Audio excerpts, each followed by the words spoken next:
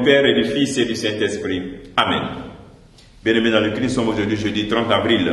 Et la parole de Dieu que notre Mère Église nous propose est extrait de l'Évangile de Jean chapitre 6, versets 44 à 51.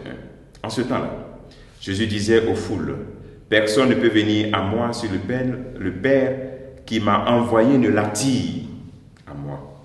Je le ressusciterai au dernier jour. » Il est écrit dans les prophètes, « Ils seront tous instruits par Dieu lui-même. Quiconque a entendu le Père et reçu son enseignement vient à moi. 7. Personne n'a jamais vu le Père, selon celui qui vient de Dieu. Celui-là seul a vu le Père. Amen, amen, je vous le dis. Il a la vie éternelle, celui qui croit. Moi, je suis le pain de la vie. Au désert, vos pères ont mangé la manne et ils sont morts. Mais le pain qui descend du ciel est tel que celui qui en mange ne mourra pas. Moi, je suis le pain vivant qui est descendu du ciel. Si quelqu'un mange de ce pain, il vivra éternellement. Le pain que je donnerai, c'est ma chair, donnée pour la vie du monde. Acclamons la parole de Dieu. Louange à toi, Seigneur Jésus. Bien-aimés dans le Christ, nous sommes toujours dans les discours du pain de vie et nous sommes dans ce discours, quatrième dialogue que le Christ entreprend avec la foule. Et ici, il s'adresse particulièrement aux Juifs, puisqu'il fait allusion à ce que, il fait allusion à la nourriture que le peuple de Dieu a mangé dans le désert. Alors, il est bon en ce jour de se poser des questions fondamentales liées à ce que le Christ a dit. Personne ne peut venir à moi si le Père qui m'a envoyé ne l'attire. Le fait que tu sois chrétien, c'est Dieu lui-même qui t'a attiré. Mais comme il t'a créé libre, tu as dit oui. Il y a certaines personnes que Dieu attire, mais qui disent non. Le Seigneur t'a attiré. Voici un motif en ce jour pour dire merci au Seigneur. Merci à Dieu qui t'attire vers lui. Et surtout, merci parce qu'il a rendu ton cœur docile pour que tu puisses dire oui à cette attraction. Et en cela, le Seigneur, tu rentres déjà sur ce chemin de résurrection que nous sommes en train de célébrer dans cette Pâque. Tu rentres dans ce chemin de résurrection parce qu'il dit, il attire à moi et je le ressusciterai au dernier jour. Tu rentres dans cette voie de résurrection.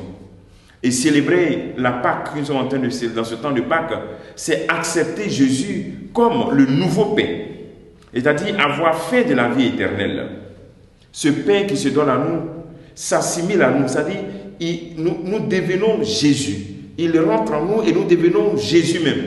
Quand je parle par exemple du pain eucharistique, ici on parle de pain de vie, il y a la parole de Dieu. Mais aujourd'hui, j'aimerais qu'on s'arrête un peu sur la question du pain eucharistique.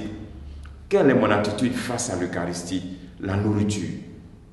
En ce temps où nous avons vécu des célébrations sans être présents dans l'Église, quelle est mon attitude face à l'Eucharistie? Est-ce que je vis vraiment l'Eucharistie? Est-ce que je communie dignement au corps de Christ? Est-ce que j'ai soif de cette nourriture? Est-ce que la communion au Christ ressuscité me donne vraiment ce désir de la vie éternelle? Est-ce que je considère cette nourriture comme une nourriture à ne pas abandonner? Quand le Christ fait allusion au pain, c'est vrai que dans notre culture, on n'a pas l'habitude de manger beaucoup le pain. Mais dans la culture juive, il n'y a pas de repas sans pain. C'est pour dire qu'un chrétien ne peut pas rester sans l'Eucharistie. Et d'ailleurs, tu ne peux pas rentrer dans cette alliance et arrêter. C'est comme si tu veux vivre sans manger. C'est pour ça que le Seigneur donne l'exemple du pain, qui est une nourriture fondamentale dans cette culture juive. Pour nous, Africains, bon, ce n'est pas la nourriture fondamentale, mais ça commence à venir. Mais dans tous les cas, c'est pour nous faire comprendre que je ne peux pas vivre sans l'Eucharistie. Je ne peux pas décider d'arrêter de communier. Je ne peux pas, c'est impensable. Est-ce que tu peux passer toute ta vie sans manger? Voilà un peu, c'est pourquoi le Seigneur nous invite vraiment à ce que nous puissions vivre cette belle expérience. Il fait ce mémorial de ce qui s'est passé dans la traversée du désert. Les pères des Juifs ont mangé la manne, ils sont morts. Mais cette nourriture-là, on ne mourra pas. Ce n'est pas une nourriture matérielle, elle est spirituelle. S'il te plaît, rentre dans l'Eucharistie, rentre dans le pain. Laisse le Christ venir à toi pour que tu façonnes et que tu sois mieux à ses yeux, mieux aux yeux de tous. Que le Seigneur te bénisse, qu'il nous bénisse tous en ce jour, lui qui est Père, Fils et Saint-Esprit, pour les siècles des siècles. Amen.